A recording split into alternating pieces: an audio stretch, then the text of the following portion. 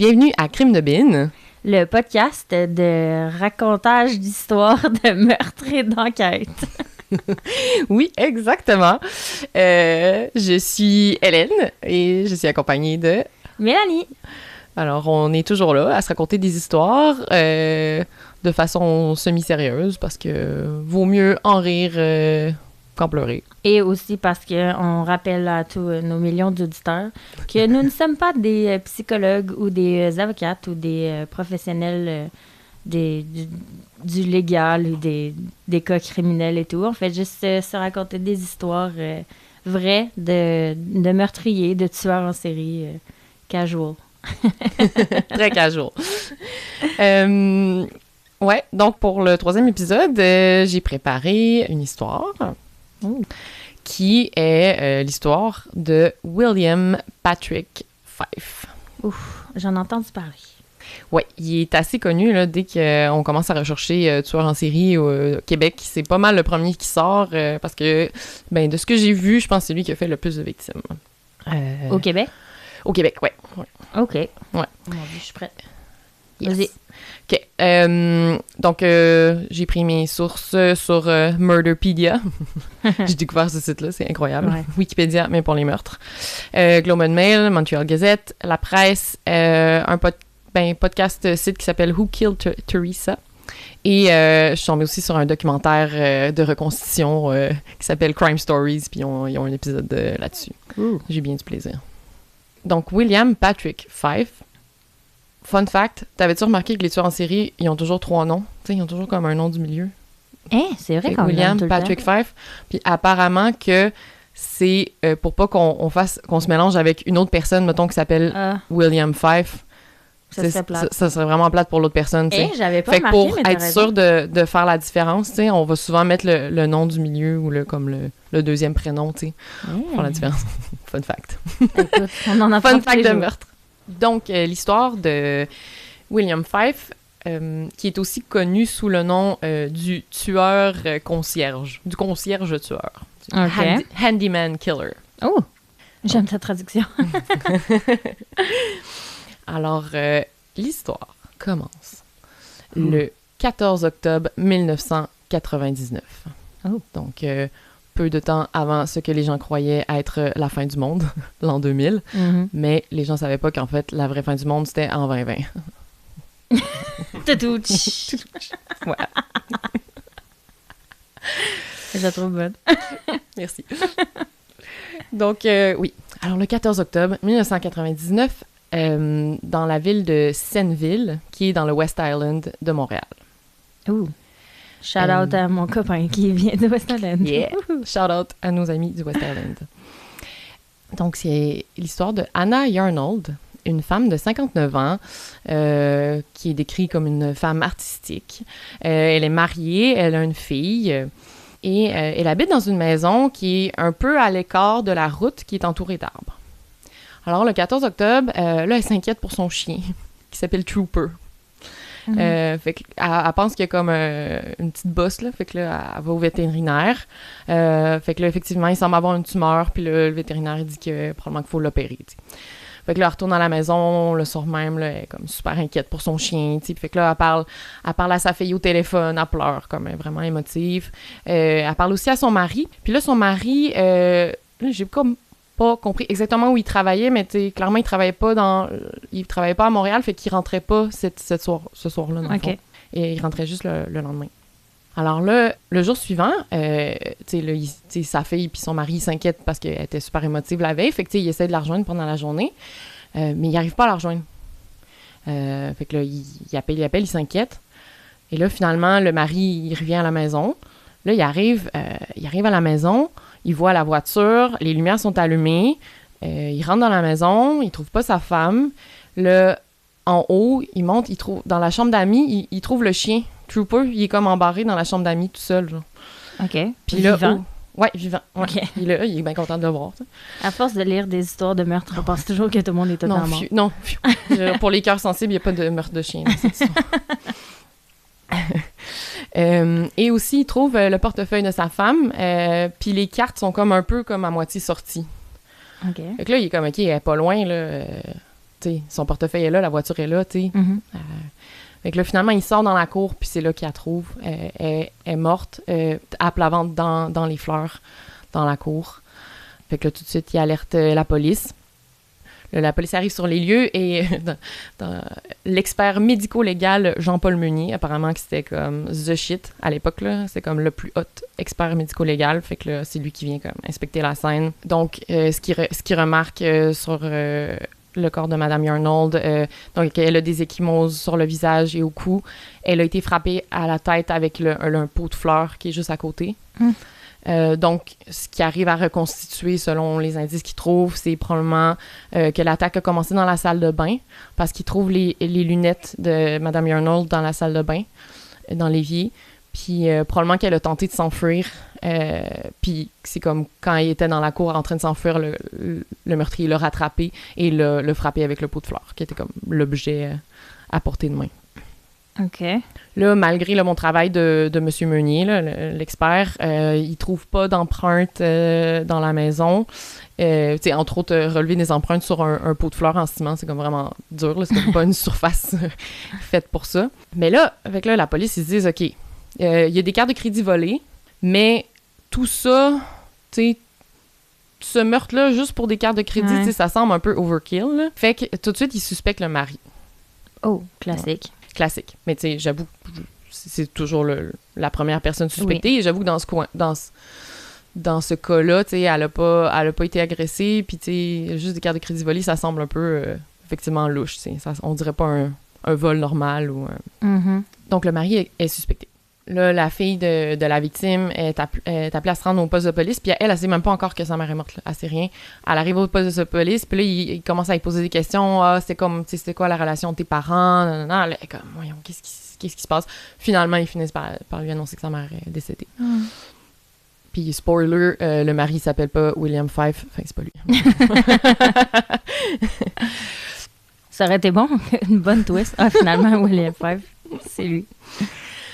Puis là, les gens du quartier du West Island ont vraiment peur parce que 3 mois plus tôt, le 10 juillet 99, dans le même coin, sur le boulevard des Sources à Pierrefonds, il y a Jeannette Kuczynski, une mère de 3 enfants qui avait 43 ans. Elle a été battue à mort alors qu'elle marchait sur une piste cyclable. Elle faisait sa marche habituelle de soirée, tu sais. Puis elle a été tellement retrouvée... près de où ma belle-mère habite. Ah ouais? C'est là qu'elle habite. Ah mon Dieu. OK. Puis elle a été retrouvée le lendemain. Puis il n'y avait pas de traces d'agression sexuelle. Il n'y a rien qui a été volé. Fait que là, les gens se demandent est-ce que c'est relié? Là? C'est quand même vraiment dans le même coin, 2 agressions violentes. Je te donnerai la réponse plus tard. Ah, OK. Suspense. Alors là, la police a dit aux gens de faire attention aux inconnus, barrez vos portes. Ensuite, le 29 octobre 1999, à Sainte-Agathe. Donc, on change de coin. Je connais personne dans ce coin-là. C'est bon. Moi non plus. Parfait. Monique Gaudreau est une infirmière de 45 ans. Là, ses collègues s'inquiètent parce qu'elle ne se présente pas au travail. C'est pas dans ses habitudes de faire ça sans avertir. Alors, il appelle sa sœur. Puis là, sa sœur, elle va voir la maison et elle retrouve sa sœur morte nue par terre dans la chambre. Là, la police est appelée. Et là, cette fois-ci, c'est madame la biologiste médico-légale Jacinthe Prévost, qui est la madame badass dans l'émission. Donc, apparemment que la scène était vraiment choquante, là, même pour les experts, c'était vraiment, vraiment sanglant. Là. Oh! La victime a été poignardée 55 fois. 55? C'est tellement Ouch. trop de fois. C'est rendu là. Et la victime avait une longue coupure du haut du thorax jusqu'au bas de l'abdomen. Donc, c'était vraiment sanglant. Mon Dieu. Rien n'a été volé et il n'y avait pas de signe d'entrée par infraction. C'est qui l'a trouvé, t'as dit? C'est sa sœur. Oh. Ouais. OK. Donc, il ne trouve pas d'empreinte. Par contre, il trouve des gouttelettes de sang à la porte d'entrée. Donc, il pense que c'est le tueur. Parce que ça arrive souvent, apparemment, que quand tu poignardes quelqu'un vraiment beaucoup de fois, tes mains finissent par devenir glissantes à cause du sang. Comme ça lubrifie. Puis, les gens qui poignardent, ben là, ils vont comme la main va glisser sur la lame alors qu'ils poignardent, fait qu'ils souvent ils vont se couper eux-mêmes quand ils poignardent. Ça arrive quand même souvent, ces trucs-là. Pauvres autres. Pauvre petit. Puis là, grâce à ça, ben là, il a laissé son ADN parce qu'il y a des gouttes de son sang. Donc, ils réussissent à avoir un profil d'ADN avec ça. Donc, ils peuvent identifier que c'est un homme qui habite pas à cette adresse-là, mais ils ont pas d'autre ADN à qui le comparer pour l'instant. Donc, ils savent juste que c'est comme ADN, profil inconnu, probablement le tueur. Donc, à l'extérieur, ils retrouvent une empreinte de soulier en sang. Fait que là, tout de suite, ils savent que c'est le soulier du tueur parce qu'il a pilé dans le sang. Donc, ils ont la taille, puis ils prennent comme une empreinte, c'est de la... Comme... Après ça, tu peux le comparer à des souliers. Là, c'est comme dans les mauvais films d'horreur, la trace de sang vraiment claire. Tu sais la marque de la chaussure, tu sais tout. Vraiment, c'est comme... C'est drôle. Mais là, à ce moment-là, la police, elle n'a pas encore établi de lien entre ce meurtre-là et le meurtre de Mme Yarnold dans le West Island, vu que c'est vraiment pas dans le même quartier. Ben, dans la même ville, mais en fait. Les deux sont dans le West Island. Ah non, on est dans Saint-Agathe. Là, on est à Saint-Agathe, on est quand même dans les Laurentides, c'est au nord de Montréal, alors que l'autre, c'est le West Island.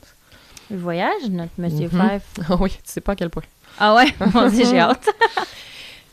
Ensuite, le 19 novembre 1999, donc vraiment pas longtemps, là, comme 3 semaines après le meurtre de Mme Monique Gaudreau, à Laval, il y a un homme qui se présente dans des édifices à logement sur la rue Havre-des-Îles à Laval, puis il est coiffé d'un casque comme portent les ouvriers de construction.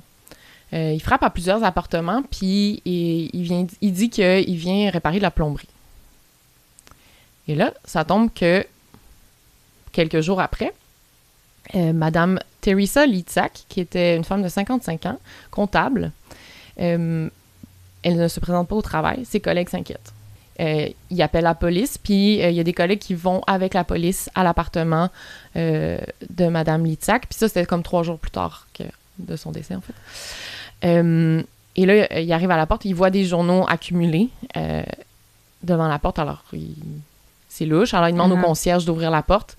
Et finalement, il rentre dans l'appartement et il retrouve Teresa sur son lit, morte. Elle a été agressée sexuellement et a été poignardée 32 fois. Mais voyons. On voit comme un petit pattern de être sûr qu'elle va être bien morte. Ouais, c'est pas mal de l'overkill. Mais c'est vraiment ça, souvent ce signe-là d'overkill, quand quelqu'un va être poignardé comme beaucoup trop de fois par rapport à, on s'entend qu'elle est morte probablement après 5 fois, là. Souvent, c'est quand il y a une relation d'intimité entre la victime et le tueur. Donc, souvent, les crimes passionnels vont avoir de l'overkill, mais dans ce cas-là, c'est pas du tout. Non, le crime passionnel, le tueur, il connaissait pas ses victimes. Ah, mais tellement fait chier, c'est comme une vengeance de la poignarder autant de fois. Mais là, vraiment pas, tu sais. Donc, c'est ça. Il retrouve aussi... il se rend compte que les cartes bancaires ont été volées.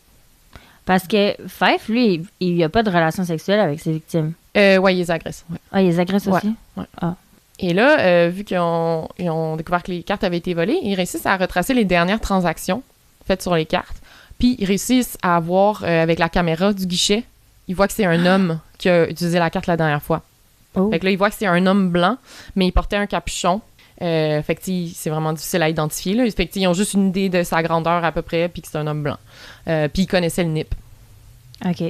Ah, ils connaissaient le NIP? Ouais. Il a réussi à le soutirer de la victime. Probablement pas de façon gentille. Avant de la tuer 55 fois. Ouais. OK. Et là, à peu près au même moment, la fille de Mme Yarnold, qui a été assassinée dans le West Island, elle remarque que les cartes de crédit de sa mère ont été utilisées le jour de sa mort et le lendemain. Fait que, tu sais, elle regarde les comptes après le décès de sa mère, puis elle se rend compte de ça. Contacte la police. Là, même chose, ils réussissent à avoir une vidéo au guichet. C'est un homme barbu, blanc d'environ 5 pieds 10. Et là, à ce moment-là, ils font le lien entre les meurtres de Yarnold, Gaudreau et Litzak. OK. Et là, enfin, le pauvre mari est suspecté d'avoir tué sa faute. Ouais. C'est ça. Fait que la police pense probablement qu'il torturait ses victimes pour avoir leur nez. Ouais. Et là, c'est là qu'ils établissent la théorie que probablement qu'il se faisait passer pour un homme de main. Pour rentrer à l'intérieur. Oui, pour rentrer à l'intérieur parce qu'il n'y a jamais d'entrée par infraction. Mm-hmm. Et c'est comme si les victimes les laissaient rentrer. Comme un gars de Vidéotron qui rentre chez vous. C'est ça. Aïe, aïe, aïe. Alors là, on se téléporte au 14 décembre 99. Donc, encore une fois, pas très longtemps, là, un mois après le dernier meurtre. À la baie d'Urfé, donc en West Island, un homme offre ses services de jardinage dans un quartier. Donc, une madame qui répond à la porte, elle consulte son mari. « Ah non, on n'a pas besoin de services de jardinage. » L'homme s'en va. Et là, le lendemain, sur la même rue où quelqu'un est venu sonner à la porte pour offrir ses services de jardinage, Madame Mary Elizabeth Glenn, qui était une artiste visuelle bien connue et active dans sa communauté, est retrouvée morte par la femme qui venait faire l'entretien de la maison. Donc, encore une fois, c'est très violent. Et là, c'est encore la madame biologiste badass Jacinthe Prévost. Jacinthe. C'est elle qui vient inspecter la scène de crime. Donc, grâce aux traces de sang, elle réussit à reconstituer ce qui s'est passé, qui s'est probablement passé. Donc, elle pense que l'homme a pu rentrer sans... La victime l'a laissé rentrer et que l'attaque a commencé dans la cuisine, que la victime a réussi à se sauver plusieurs fois dans l'emprise du meurtrier. Ils ont retrouvé des lunettes ensanglantées en bas de l'escalier. Puis, c'est ça, elle pense qu'elle a réussi à s'échapper plein de fois parce qu'il y avait comme des touches de cheveux, des touffes de cheveux qui ont été arrachées. Parce qu'elle probablement qu'il la tenait par là, puis elle réussissait comme à se sauver. Elle a été battue, poignardée à plus de 20 reprises. Et apparemment elle a tellement été brutalement battue que son visage était méconnaissable. Oh mon Dieu! Tout ça pour avoir son nez? Ouais. Aïe, aïe. OK. Alors là, j'ai mal au cœur. À vous, hein, c'est ça, apparemment que c'est tellement violent, les scènes, là. Toutes les gens qui ont travaillé sur ces scènes-là, ils disaient que c'est comme les pires qu'ils ont vu de leur vie, là. Oh mon Dieu.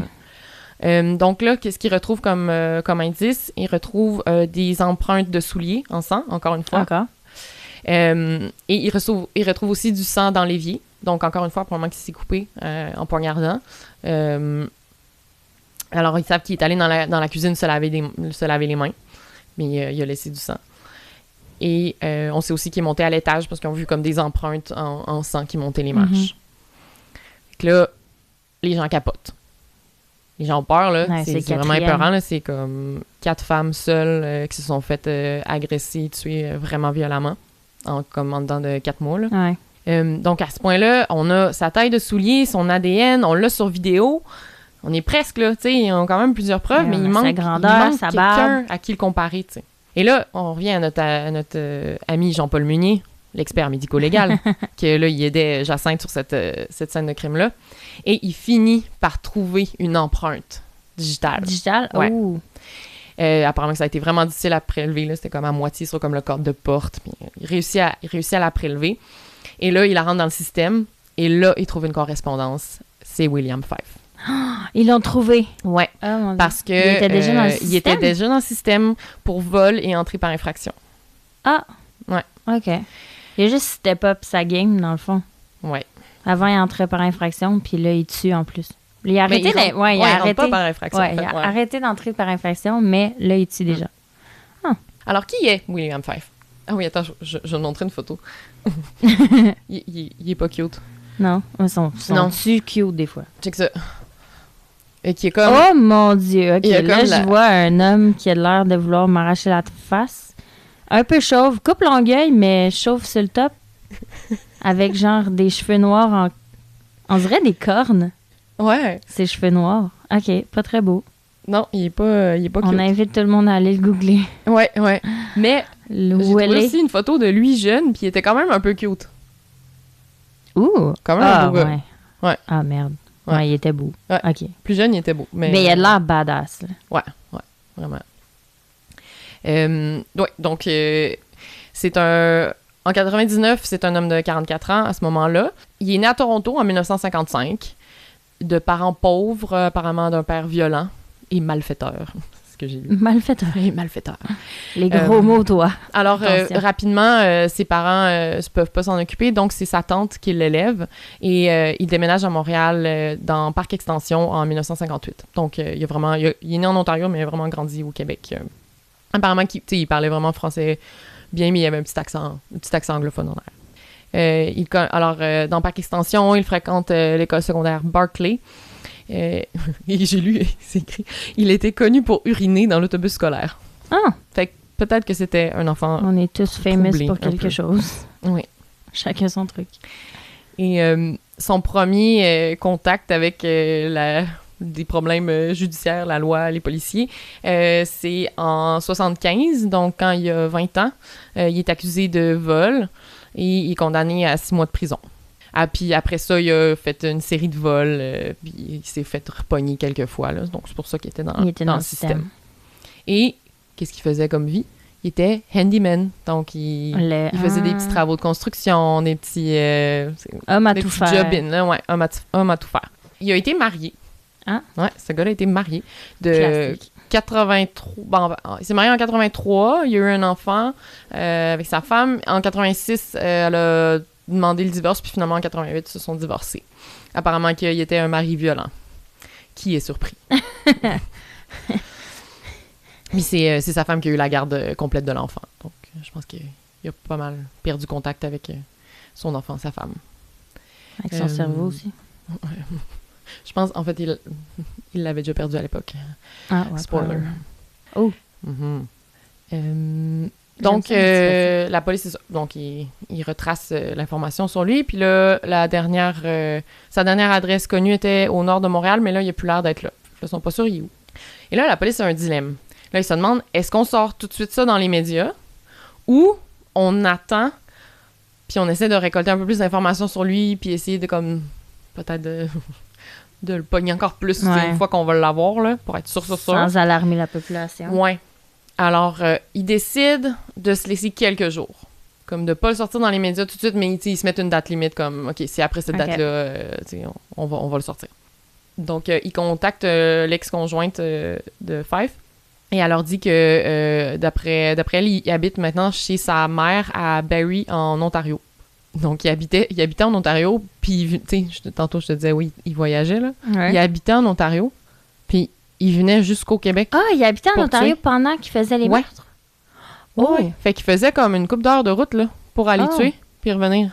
Ben, en même temps, c'est Ouais, c'est quand même intelligent de pas tuer dans la ville où t'habites, parce que, tu sais... dans aussi plusieurs villes différentes, aussi, dans des endroits vraiment pas calculés. Ouais. Mais tu sais, en même temps, comment tu choisis? Tu sais, tu dis, Sainte-Agathe. Ouais, tu regardes sa map, puis tu mets ton doigt au hasard, puis tu y vas. Aïe, aïe, aïe.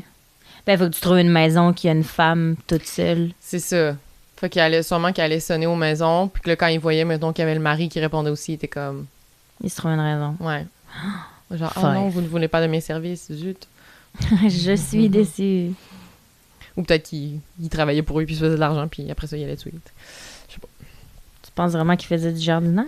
Ben, je sais ça, parce qu'il faisait vraiment ça, genre, il faisait vraiment des job-in, genre. C'est comme ça qu'il gagnait sa vie. Fait. Ah ouais, c'est pas fou.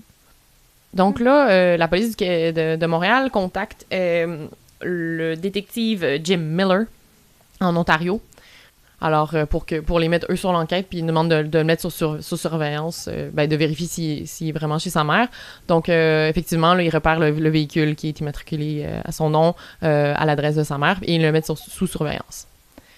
Alors là, quelques jours plus tard, il est encore sous surveillance, donc il pourrait l'arrêter, mais il l'arrête pas encore. Puis là, il publie dans les journaux. Donc, il publie sa face, son nom, c'est un homme recherché, mandat d'arrêt contre lui, nanana.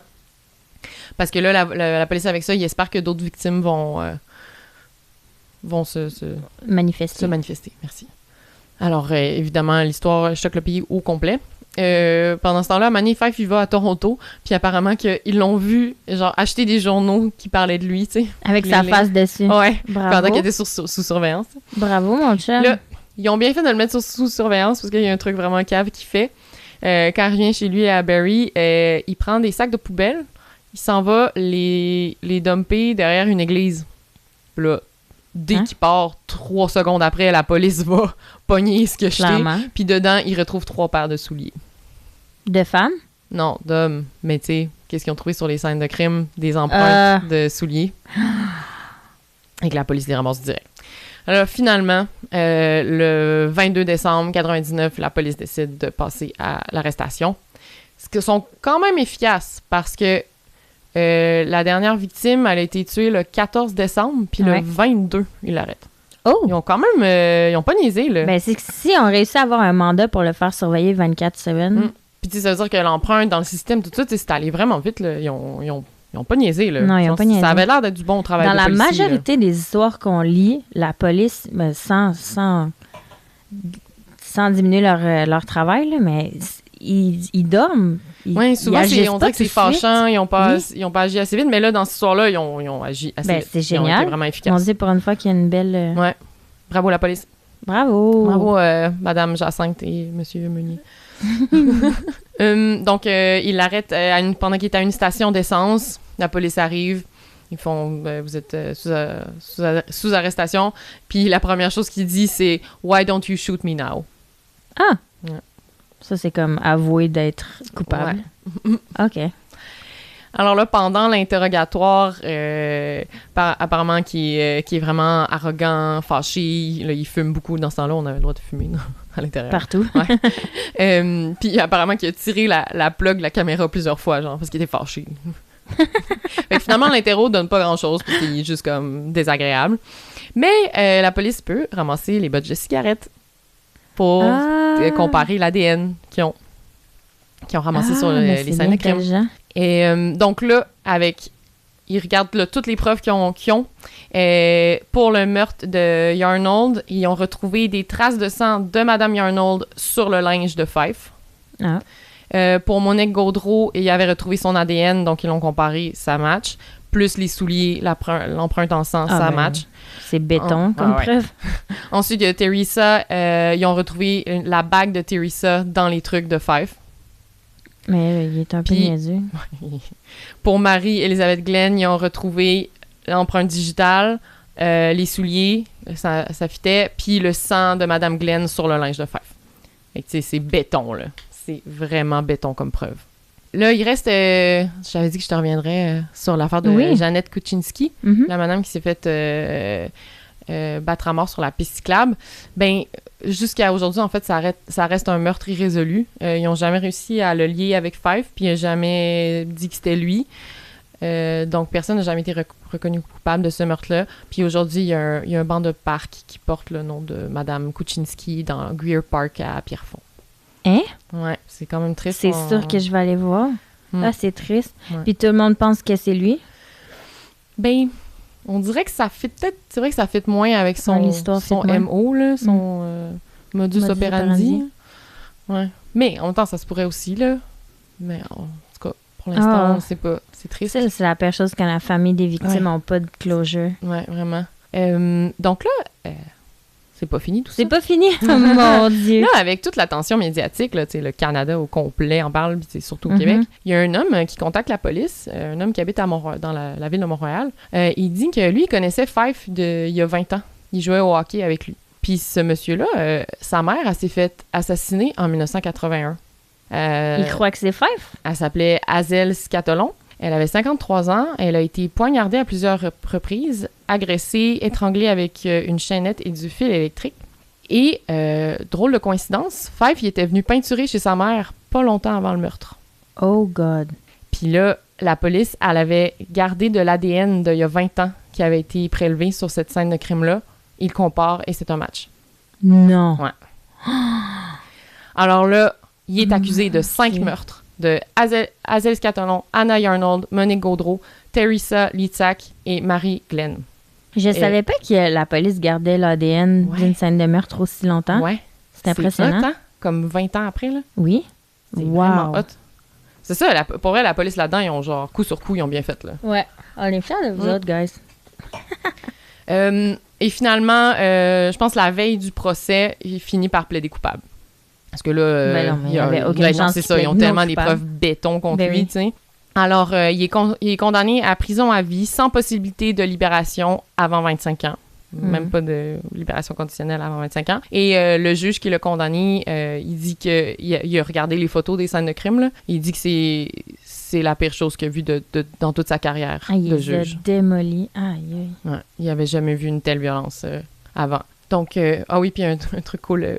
Pendant le procès, la fille de Yarnold était vraiment stressée de voir Fife, là, de voir comme l'homme qui a tué sa mère. Puis là, elle dit finalement, quand elle l'a vu assis à côté, comme pas loin d'elle, elle dit « Ah, c'était juste un petit homme pathétique. » Genre, puis là, elle était plus stressée. Genre, apparemment, qu'il était juste comme... Il avait tellement l'air d'un homme normal, Ouais. pathétique. Genre. Il était comme vraiment pas T'imagines pas cette intimidant. personne Non. en train de massacrer quelqu'un, Non, vraiment de poignarder quelqu'un 55 fois? Ouais. Et là, on est rendu à 5 meurtres. Ouais. Et là, Non. qu'est-ce qu'il fait? Il confesse Un 4 autre? autres meurtres. 4? 4 autres meurtres. En échange d'aller purger le reste de sa peine en Saskatchewan.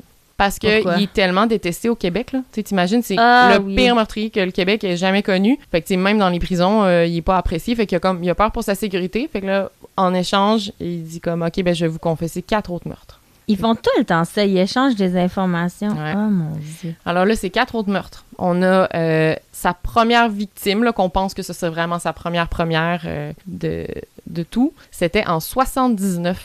Oh. Donc, quand il avait 25 ans.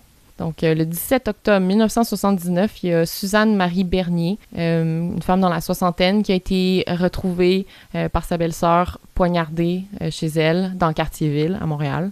Puis là, apparemment, Fife, il dit que cette journée-là, il y avait déjà des démêlés avec la justice là, à cause des vols qu'il avait faits. Mhm. Donc, cette journée-là, il était supposé se rendre à un projet de réinsertion sociale, mais à la place, il a décidé d'aller tuer. Ah!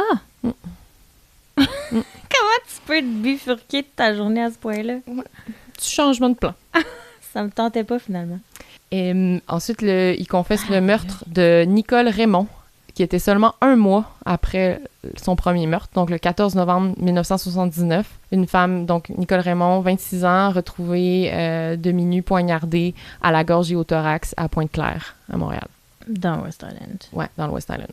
Ensuite, le 26 septembre 87, on a Louise Blanc-Poupard à Sainte-Adèle, dans les Laurentides, qui a été poignardée 17 fois. Et puis, finalement, le dernier meurtre auquel il confesse, le 9 juin 1989, Pauline Laplante, 44 ans, poignardée et agressée sexuellement à Sainte-Adèle. Aïe. Puis là, les policiers qui l'ont interrogé pour ces confessions-là, il dit qu'il était tellement neutre en racontant ça. Puis, comme, c'est ça, il dit... Classique. Il y a un livre qui a été écrit sur lui qui s'appelle genre, je pense que c'est comme A Very, Very Ordinary Man. Genre, à quel point il était juste C'est vraiment banal. bon, Ouais, il avait tellement pas l'air intéressant, tu sais. un gars beige. Ouais. Il fait qu'il passait tellement inaperçu. Mais les psychopathes, c'est ça. Hein? Mais c'est un truc qu'ils ont dit, par exemple, qui le différencie un peu des psychopathes, des tueurs en série, de la plupart des tueurs en série, c'est qu'il il voulait pas être le centre de l'attention, nécessairement. Genre, il faisait pas tout pour être le centre de l'attention. OK. Ouais, comparé à d'autres. Mais en même temps, il a quand même lu les journaux sur lesquels il était. Il a quand même puis acheté sa face. Ouais, c'est ça. Mais là, OK, fait que là, il a fait des meurtres. Il a commencé en 79, puis il a arrêté en 99. Là, on a des meurtres de comme 79 à 81, un en 87, un en 89, puis après ça, en 99, t'en as comme 4. Mais il s'est marié Fait qu'il y a en des 83. trous, là. Ouais, fait que là, peut-être le moment où il était marié, ça explique qu'il était un peu plus calme. Mais... Parce qu'ils se sont divorcés en 88. Ouais. Puis là, il a tué en 87. Ah ouais. Ouais. Il a tué Mais là, ce qu'ils pensent, la police, il y avait un violeur qui était surnommé le violeur plombier dans les années 80 à Montréal, qui a fait comme une vingtaine de victimes. Puis c'était un homme qui se présentait à la maison, dans des blocs appartements, il cognait aux portes, puis il disait qu'il était plombier, puis qu'il devait venir réparer quelque chose qui coulait chez les voisins. Fait qu'il fallait absolument qu'il rentre dans l'appartement. Mais là, par exemple, ce violeur plombier, mais il tuait pas ses victimes. Tu sais, il violait, puis il volait de l'argent aussi souvent, puis des cartes. Non. Ouais. Alors, la police, ils ont vraiment des bonnes raisons de croire que c'était lui, alors que peut-être pendant ces années-là, ça comblait assez son besoin de violence, fait qu'il allait pas jusqu'à tuer, mais... C'était quoi les années du plombier? C'était dans les années 80. OK. Ouais. Fait que exactement là où il y avait un petit gap. Ouais. Oh God. Donc, finalement, Fife, il y aurait il a fait... une trentaine de meurtres à son actif. Et peut-être plus. D'agression une trentaine. Oui. D'agression une trentaine. Et meurtre. Meurtre, officiellement, il y en a 9. Mais il y a 5 autres enquêtes de meurtres non résolus dont il est le principal suspect, mais qui n'ont jamais réussi à le prouver à 100%. Donc, c'est ça. La police pense qu'il y a vraiment, vraiment plus de victimes qu'ils ont réussi à prouver ou que Fife Lui, il est mort de rire. Moi, je suis en Ouais. avou 4. Tu fais toutes mes 4 volontés. Puis, C'est ça. Ben, il y en a finalement, peut-être il y en a- une dizaine d'autres, tu sais. On sait Ouais. Tu sais, s'il y en a tué 4 en 4 mois, là, qu'est-ce qu'il a fait de 89 à 99? Mm. Je suis sûre qu'il y en a tué d'autres. Mais non, Peut-être en 10 ans, Ontario, c'est ça. peut-être qu'on sait moins. Peut-être, tu sais, Ouais. s'il tuait ailleurs, tu sais, il mêlait les policiers vu que c'était pas tout le temps dans la même ville. Mais tu sais, tu dis quoi à ta femme, genre? Je m'en vais un petit week-end à Montréal? Ouais. Tu dis, j'ai une job-in, là, faut que j'aille. Ah ouais, c'est vrai Ouais. que c'est un homme à tout faire. C'est ça. Aïe, aïe. Et là, donc, il a été condamné en 2001 pour 25 ans. Donc, en 2026, il pourrait sortir. Il est encore en vie. On sait, il est où? Il est en Saskatchewan. Ah oui, ben oui. Ouais, on il est transfère. dans un hôpital psychiatrique en Saskatchewan, en fait. Ah, il est pas en prison? Non. Donc, c'est ça. Il pourrait sortir en 2026. Puis, il y aurait 70 ans, à peu près. C'est sûr qu'il est rendu là, il est un peu moins là. menaçant. Mais, tu sais, peut-être, tu sais, ça se pourrait qu'il sorte jamais, là. Je pense qu'il y a des conditions spéciales que par la loi, tu peux dire que quelqu'un est trop dangereux, même s'il a purgé, comme... Ben, ça le dépend minimum aussi de sa comment il peine, s'est là. comporté, mais là, il est en Ouais. hôpital psychiatrique, il est même pas en prison. Ouais. Oh my God. Fait que je vais finir ça là-dessus. C'est la On verra en fin de 2026 s'il sort. À suivre, on s'en reparle dans 5 ans, Ouais. parce qu'on est quasiment en 2021. Ouais. Oh God. C'est fou, hein, comme histoire. Ouais, vraiment. Il a tellement tué de monde, puis probablement vraiment plus qu'on pense, puis il était tellement violent. Puis c'est ici, c'est ça qui me fait encore Oui. plus capoter. Ouais. Parce qu'on est à Montréal. Ouais. Aïe, aïe. Mais ça faisait longtemps que je voulais l'entendre, cette histoire-là. Mhm. Je la lisais pas parce que je savais que tu voulais me la raconter. Je le vois partout à chaque fois que son nom est pop, William Fife. Mm. Je l'ai pas lu. Je suis contente de ne pas l'avoir lu. Yeah! Comme ça, j'ai pu te raconter. Oh, merci. Fait que là, la prochaine fois, c'est toi qui racontes l'histoire, Mel. J'ai assez hâte. J'ai déjà fait ma petite recherche. Je vous dirai pas le nom de mon tueur en série. Encore une fois, je vous raconte l'histoire de un tueur assez connu canadien, de la Colombie-Britannique encore, parce que, écoute, c'est là que ça se mathématique, passe. on dirait. C'est mathématique. Et pauvres gens qui habitent là, mon Dieu. J'ai été assez surprise par cette histoire-là. C'est le tueur en série qui a fait le plus de meurtres et c'est la plus grande enquête de meurtres qui a été faite au Canada à ce jour. Donc, j'ai Aïe, aïe. vraiment hâte de te la J'ai raconter. hâte de l'entendre. Merci beaucoup de nous avoir écoutés. Oui, merci beaucoup d'être encore là pour un 3e épisode. Oui. Vous pouvez nous suivre sur nos réseaux sociaux à Crime de Bin Podcast. Ouais, Crime de mythe de podcast à commercial Gmail. Vous pouvez nous écrire. Oui. Sinon, sur Facebook. On aime ça voir vos commentaires. Là. C'est le fun de savoir que les gens nous écoutent. Suggestions aussi. Ouais, vos suggestions. Mm. Alors, merci beaucoup. Merci. Bye. Bye.